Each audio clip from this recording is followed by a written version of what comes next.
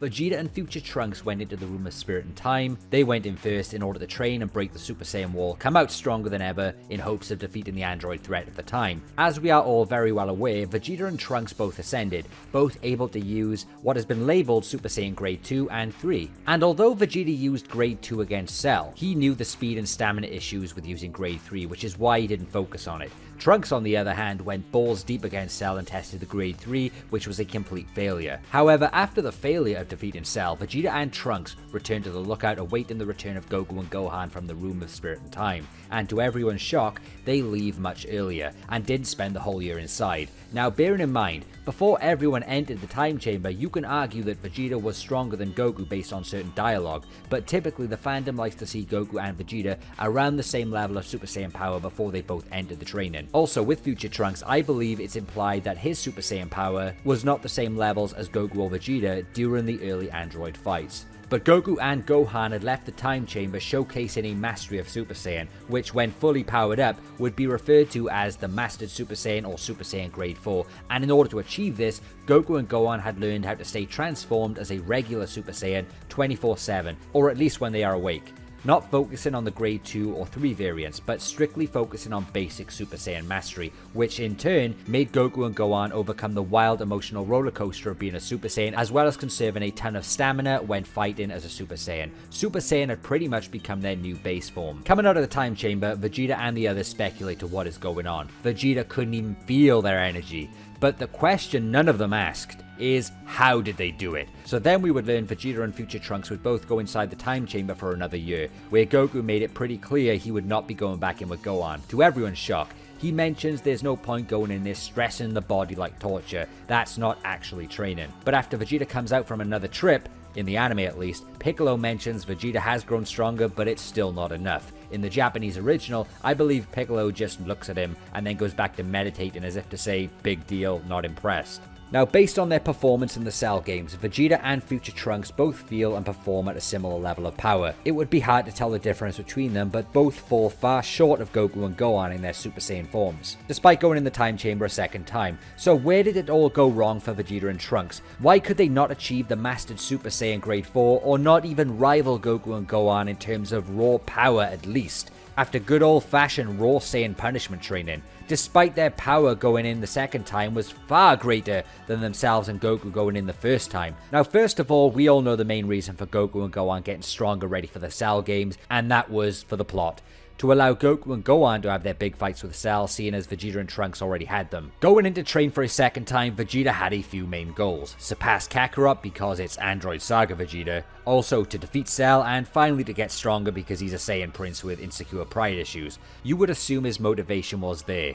It was. So seeing Kakarot in this tranquil state, seemingly mastering the Super Saiyan power at rest, this had to annoy Vegeta. Kakarot has done it again. But even though he realized it was a way to get stronger, being the prince and wanted to do things his own way, you could bet that reason number one Vegeta didn't achieve this Master Super Saiyan form was because he did not want to copy Kakarot due to his pride. This was the result of Kakarot's training. In his head, he would not succumb or seek that way of training like him. He wants results his own way, and you could see Vegeta going about his training his way, in a very stubborn way, being ignorant to what really counts at this point in the training. And that was the focus on conserving power and mastering the state of being a Super Saiyan. Focusing on being a great all-round fighter, not just becoming very strong. I like that theme of the Cell games, even though just getting stronger is the win condition in Dragon Ball typically. But I still like that theme. Vegeta went into the time chamber to train the same way he always does, in believing that would be enough if he gets another big increase like he did the first time around. However, he was wrong. Despite getting somewhat stronger, the increase was not as impactful as the first time, and this could lead to another reason at that time in the story for Vegeta, and that was his actual raw power potential was probably maxed out during that time in terms of training like a brute. If he kept training like he was, raising his power like in grade 2 or 3, he's going to just raise raw brute power, but in terms of being an all-round fighter, an efficient fighter, there was so much more to it that the story was implying at that time, not just brute power. And also the story just generally hyping up Gohan's hidden potential like it's the best of the lot of them. Dragon Ball Z's story focused on that since day one. Anyway, Vegeta wanted to get strong his way, but it failed to surpass the way Kakarot trained. Maybe Vegeta tried a different way to get stronger, but that failed. Being proud here was a big weakness. Which leads us to this reason, the actual practice and technique, or being able to master Super Saiyan, where Vegeta may have not at that time been able to do it. Think about it. Tranquil and Android Saga Vegeta do not go hand in hand.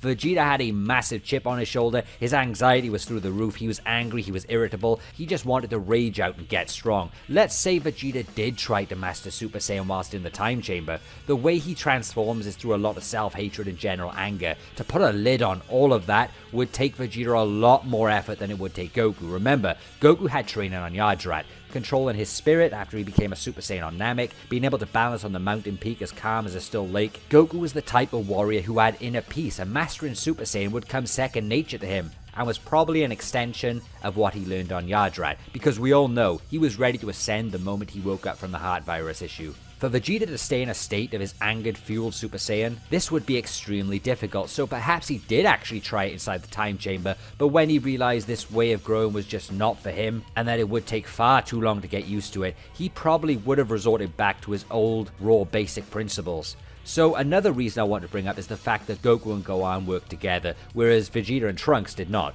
Goku and Gohan going into the training of mastering Super Saiyan would both have had similar kind-hearted natures, which is a bonus, but both would be able to support each other and keep each other motivated to make sure they did their best every day to stay in that form as long as possible when it felt like they were about to give up. You could also argue because two Saiyan potentials would train against each other, this would grow their power much faster than if one trained alone, similar to how Vegeta and Trunks trained alone. Just through two Saiyans fighting each other passively and growing through battle every day, a one-time trip would have been more than enough than two solo trips, which makes you wonder, what if Vegeta and Trunks worked together, battled together daily, and actually supported each other rather than there being a distance between them? It makes you wonder, character-wise anyway, if they had the potential to grow as much as Goku and Gohan, which they obviously did due to bloodlines, but plot. And it makes you wonder, what if Goku and Gohan went in a second time? But maybe at that point in the story it was implying both of them had hit their raw power peak anyway.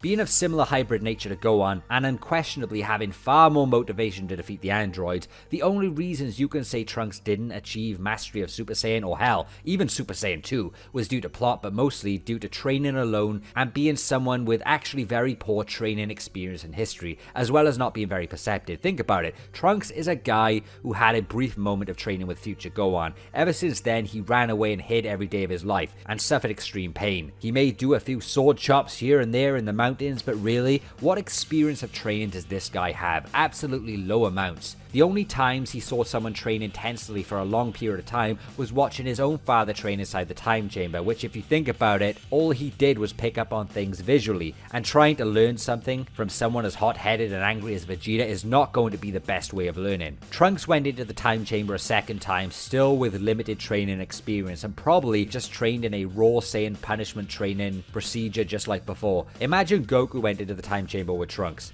and the story called for Trunks to be the one to defeat Perfect Cell. This hybrid is going places, bro. In a nutshell, Vegeta and Trunks trained harder, but Goku and Gohan trained smarter. Those two didn't know how to properly train to the same degree as Goku did. This is a key difference between them all. Vegeta was born strong, and even as a child, rarely encountered anyone he couldn't overwhelm by brute force. He neither wanted, in his pride, nor had much access to any teachers to guide him. Most of what he knows is self-taught or through imitation. He doesn't humble himself to the point of asking someone to teach him until Whis. Goku was born weak, and in his early years encountered many friends, foes alike, who were actually stronger than him at times. As such, he learned there was something to be gained through learning from others, and was receptive to teaching. He was also fortunate in having many good teachers, good not only at fighting but also good at teaching.